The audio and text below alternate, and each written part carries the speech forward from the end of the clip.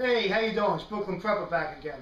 Like I said, this is going to be my first part of my dehydrating series. I finally got my dehydrator came in, right? The Excalibur. I'm going to show it to you and tell you all about it, right? And a couple other pieces of equipment I got here. I got my my vacuum sealer, right? What I'm going to go over, I'm going to start off real basic, right? Dehydrating, you could be complicated, you could be very basic. It depends what you want to do. But by dehydrating, you could make all your own storage food, right? And it's a lot cheaper than buying those bulk things, those 1 year supply. To me, I never liked those big bulk items where I'll buy 1 year supply of food and it comes in these boxes and cans. For the main reason, I don't know what's in them really. Like really, when you buy it to the package, you're not going to open it. You know, you say in stores, say if something does happen, right? You open it up and you don't like it. You don't like the food. It's horrible. You know, what are you going to do then? You can't send it back, right? So my main thing is if you dehydrate and vacuum seal and store your food the correct way, right? You could save tons of money, and on top of all that, you know what you're getting. You know what you eat. You're making the stuff that you usually eat. Like what I do is when I dehydrate something, I rotate it, you know, right? The best thing I say to everybody, a year's worth of backup food is great, you know. That's my main goal. I'm not even up to that yet, but that's my main goal this year, is to have my year worth of food supply. But the best thing about it, when I'm doing it myself, I know exactly what I'm getting. So I know exactly what I'm making, right? I know exactly what's in those bags. I know exactly how old those bags are. Right? I do it myself, so that's the, you know, come on, let's go. Move. What I do? What I do? I'm trying to film here. I'm filming right now. It's going to stay in the film. No. Family interfering. It's all right. It's okay. All right. So, in other words, when you do, okay, I'll repeat yourself. You right? When you're doing it yourself, right? You're repeating. What am I repeating? Oh, so I'm repeating again. I know. I repeat all the time. I told you guys that in the past. I repeat all the time. All right. So I get used to it. I'm annoying like that. But so anyway, what I'm gonna do? I'm gonna show you my equipment, and like as I was saying, you know, by doing it yourself, you know exactly what you get. You don't gotta worry about what's in those bags when it comes time to open it. I know. All right, so I'll be right back to show you my stuff.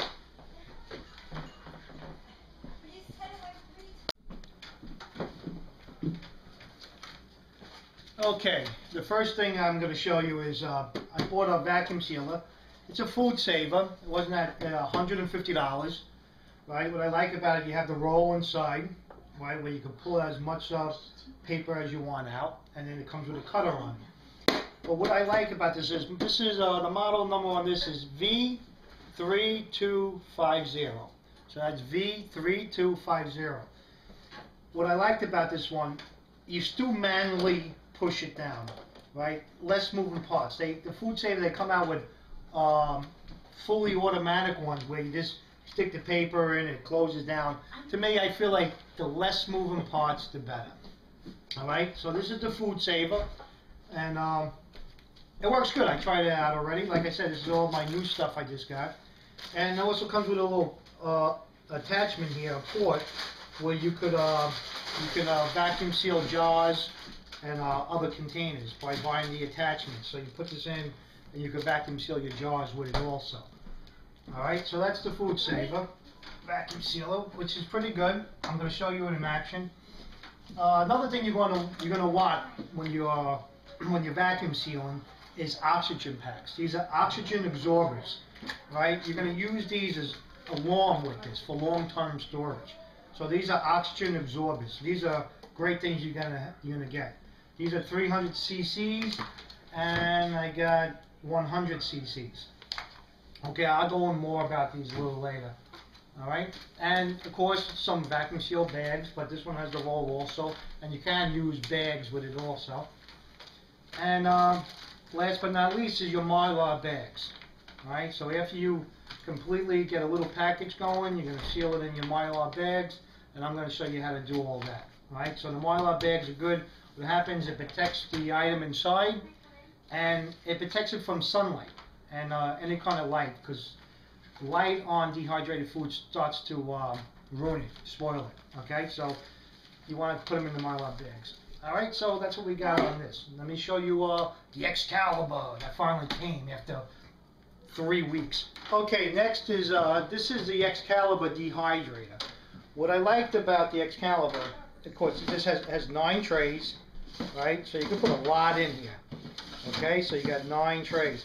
They sell smaller models in this, right? That are 5 trays that are cheaper. But I found this one for $188 on Amazon. So I was able to pick it up fairly cheaper than what they wanted in other places. But the 5 tray one, it's a lot cheaper, right? So that's your dehydrator, and it comes. You have all your settings, your temperature settings on top. Right, here's your little door you put on the front. And what's good about this unit, you know, it comes with a little dehydrating guide too if you want to use it. It's really got a lot of information in it, so it's definitely a good book. Right? But what's good about this type of dehydrator, it has the fan in the back. It doesn't have the fan on top where you're blowing air down or blowing air up. The fan in the back is blowing air across all the trays, so everything gets dehydrated evenly. Alright, so that's the dehydrator. Right? The Excalibur. A great little dehydrator. You can do a lot with the 9 tray. Like I said, the 5 tray is just as good. It's just obviously less. But if you're not going to be doing a lot at one time, the 5 tray is just fine too. Alright, so finally got this dehydrator came in. And man, I think it took like 3 weeks. I was like waiting and waiting for the damn thing. Alright, so dehydrator. Alright, so dehydrator, vacuum sealer, oxygen absorbers, and some Mylar bags, and you're ready to go with dehydrating long-term storage. Let me show you how to dehydrate some real simple things first. Okay, what I found the most easiest stuff to do, right, to dehydrate is frozen vegetables. I got peas, right, I got corn, right, I got some mixed vegetables, right. The reason why it's easy, you don't have to pre-treat it, you don't have to do anything to it. All you're going to do is take these bags, you're going to open them up, you're going to lay them out on the trays, right, and dehydrate them. They're real simple. And you could find frozen food and frozen vegetables on sale.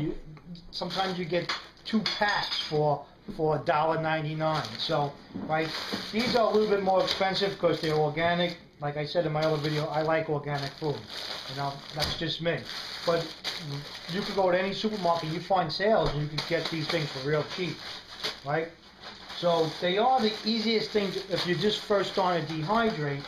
Like I said, I'm going to start slow with dehydrating, right? So I'm going to show you the easiest stuff first, and then we'll work our way up, like we should do. Right? So let me get these ready, and I'll show you how to get them on the tray and put them in your dehydrator, and that's it. And then once they dehydrate, we're going to vacuum seal them, and I'll show you that. All right, be back in a second. Okay, what you're going to do, you're going to grab one of your trays from your dehydrator. Okay, so I take one of my trays out, right? And when you take one of your bags, just bang it around a little bit. You know, they might be all a little stuck together because they're frozen. Remember, you want to put these on the tray when they're frozen. All right, so I bang them around a little bit. I'm going to open them up. It's real simple. All right, I open this bad boy up. That's it. I'm going to roll it on my tray. All right, just like that. That's all you have to do. You don't got to worry about they're on top of each other too much, but just try to spread them out as the best you can. And that tray is ready. Okay, just like that. We're going to just spread them out.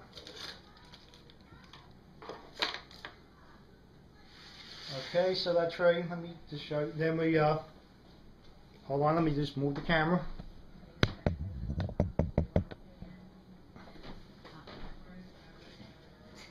Now, this one goes, I'm getting family interference again. Okay, this one goes, see, slide right in. That's ready to go. Okay? It's that simple. I'll show you how to do a couple more trays, and I'm going to be putting them right into the dehydrator. It's as simple as that. Right? And once these things are dehydrated, we can pack them up and get them ready for long-term storage. And there we go. We got some mixed vegetables. We're going to throw those in too. Frozen mixed vegetables. Okay? All this good stuff. Forget paying somebody else to do it. I'm doing it. Like I said, you know, this startup cost, you know, it's a little bit of money, right? It's not nothing to break the bank too much, right? But in the long run, it's going to save you a lot of money. Once you start doing this stuff yourself, you're never going to go back. Okay, what I got 2 trays of corn, right? There we go, there's 2 trays of corn. Alright, what I got so far, I got 2 trays of peas, right? I got 4 trays of mixed vegetables, right? I'm going to make another tray of peas, alright? Peas are very high in protein, alright.